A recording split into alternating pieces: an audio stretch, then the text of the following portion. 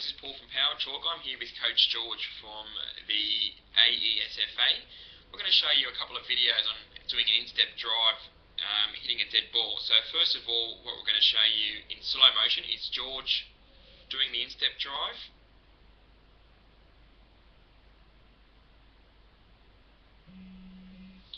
And now I'm going to show you one of his students also, and we'll pause that there, and we'll go to the next video clip, which is Harry, and we'll once again play this in slow motion.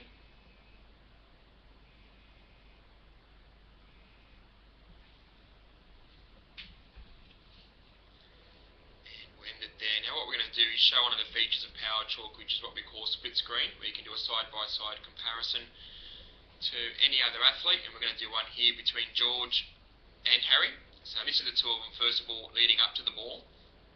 And as I go to the next key frame, which is looking at the non-kicking foot, I'm going to pass you over to Coach George to provide his insights. So over to you, George. Okay, thanks, Paul. The in-step drive is just one kind of a pass, so it's a long-distance pass. We're expecting players to get the ball from A to B as direct as possible, and without any curling of the ball. So we're actually asking them to hit the ball with half their shoelace and half the instep of their foot. That's what's called the instep drive. We're asking them to start their run up towards the ball and finish in the same motion without having to stutter, therefore not losing speed whilst running up towards the ball, and then not losing volume. And then the other thing we're asking them to do is have their hands in a way, because everyone hits the ball differently. It's a preferred thing. I prefer to have my hands out for balance, which helps me also activate my inner core by having my hands out at the right time, hitting the ball with my shoelaces and the instep. So we're asking players to do a few things at the same time, and it takes a little bit of time to do. Harry's hand, his left hand at this situation, just before he hits the ball, is down.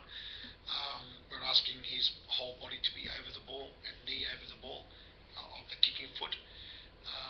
He leans back at the last minute just before he hits the ball.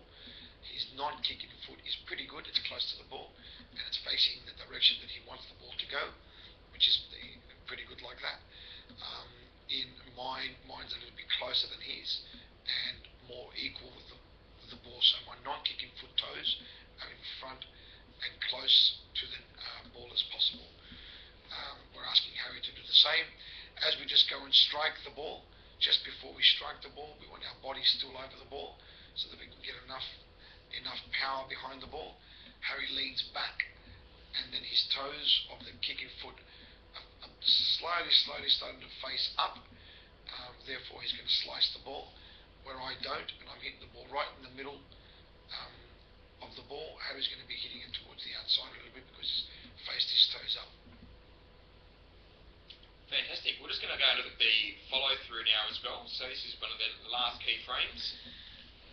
Okay, my kicking foot follows through in directing the ball to where I want it to go, and I come off the floor a little bit in gaining more power. Harry doesn't. Harry stops halfway through, and if he had actually followed a little bit more in the way that he's standing, he'd fall over, only because his back foot and his back ankle is twisted.